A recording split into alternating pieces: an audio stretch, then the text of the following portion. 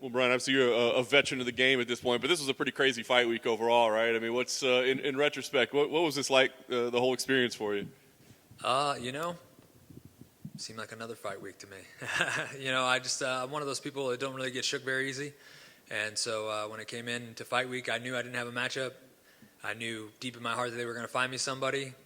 They did. Didn't matter who. Could have been the dang champion. I don't care.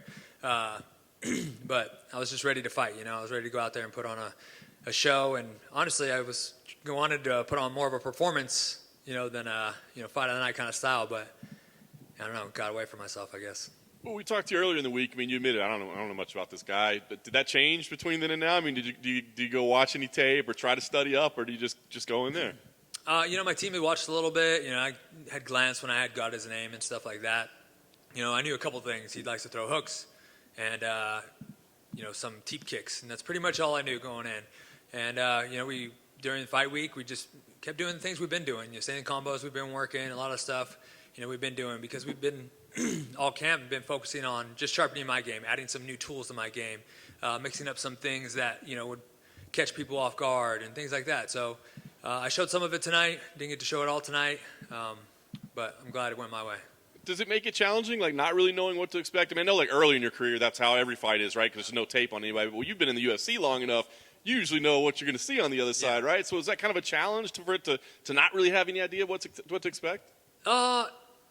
Not really, because either way, I need to go in there and just let go. And again, I don't know if I feel like I kind of started slow and didn't let go fast enough. So, man, I feel like I can fight the best of them. I could be in there with the champ. I could be in there with whoever. It doesn't matter, this guy, whatever. I can take anybody the distance. I can give anybody some problems, and I can beat anybody. And I truly believe that. So it doesn't really disturb me or put much thought into what they're doing. And for honestly, you said like the regional scene and everything like that. That's why I fight. Like, I will fight anybody. I'm not over here like Nate Diaz. He's a stud and whatever, but he's over here like Chimaev and stuff like that. Like, he don't deserve to fight me. Man, I'm here. I'll say this right now. I am here to fight everybody. If your name comes on the contract, I'm signing it. I don't care whose name is on it. I'm signing it because I'm here to fight everybody. Everybody poses a challenge in their own way. Everybody has a different style. Something's a little different, everybody. And I'm here to test myself against everybody. So bring it on. That's awesome. I can tell you're not 100% satisfied with the performance tonight, obviously, but it was an important win, right? I mean, you need to get this result. So, I mean, I guess how satisfied or how happy are you at least that you are back in the win column? Yeah, I'm happy to be in the win column because the wins is what I need. The wins are the most important thing. Wins mean everything. Gets me to keep going, gets me the money, the extra paycheck, food on my family's table. So it's extremely important. I'm extremely grateful. And, my hat's off to him, man. He bring it. He's a scrappy guy.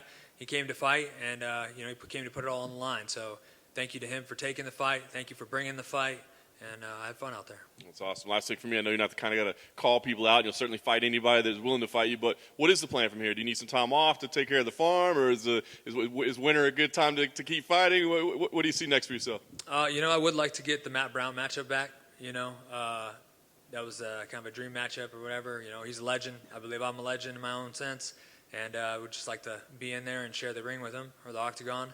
And, there's some other matchups I'd love too. If someone falls out this week and it makes sense, I'd step in, this week, next week, whatever, get another one in before Christmas, maybe take a little longer break than I was originally going to take. Obviously I want to enjoy Christmas, and thankfully, the fights season kind of ends December 18th. So, I mean, if anything falls out between then and it's a makes sense fight or whatever, yeah, I'll step in and take it. Why not? Go out there and put on another fight, another exciting fight for everybody, and bring home a little extra money for Christmas. But ultimately, yes, I want to get home and spend time with my family. But hey, they understand. We've already talked about it too, so if we can just have a longer break. Brian, congrats on the win. Like Donald Cerrone, you're that type of fan favorite. Anytime, anyone, anywhere. Why do you think some fighters wouldn't take that newcomer fight and say, nah, he's not in the rankings, I'm not taking a step back, it's not worth it? Yeah, it's because it's a risk. You're a guy, I'm a guy who's been in the UFC for a while. I have my name, that puts on exciting fights, and, I've built a reputation of a guy who's, a veteran and been here. has stood with the best of them and, put up fights and stuff like that. So it's a risk, it's basically a step back, and even more of a risk that my last fight was a loss. And, potentially, you never know with this fight, especially coming in on fight week, not knowing who you're going to fight. But like I said, none of that matters to me. Like, I'm here to fight. So when I'm getting ready for a fight, I'm coming no matter who you are. Like, yeah, I'm scheduled to fight. I was scheduled to fight Matt Brown. We did some tweaks for camp and everything like that. But as soon as we fell out, yeah, I was initially upset. But the job never changed. I'm still 100% wanted to step in the octagon on Saturday, and be able to go out there and fight somebody and put it all on the line. So for me, the biggest risk was not having to fight, coming fight night and not being able to step in there. That was the bigger risk for me. I enjoy fighting. It's fun to me. I get to test myself against everybody, and that's the thing is I will fight anybody. And the fans appreciate you for it. You are an established name, so it's kind of great that you'll almost get back and say, like, all right, let's have a guy step up, see what happens. Did he present anything to you that kind of helps out for the Immortal fight? Because he was in your face in the pocket. That's kind of what you would get from Matt Brown.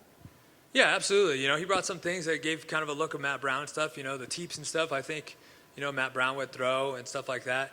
Obviously wasn't as dirty in the clinch as Matt Brown would be. Was kind of looking forward to that, trading some elbows with him. But, I think he brought some tools that will give me a look for Matt Brown. And if that fight comes to fruition, then great. If not, just help me improve, help me get better, test myself. And, there's obviously things I need to work on, and I'm going to continue to get better. Excellent. Thank you, sir, and congrats on the win. Thank you very much.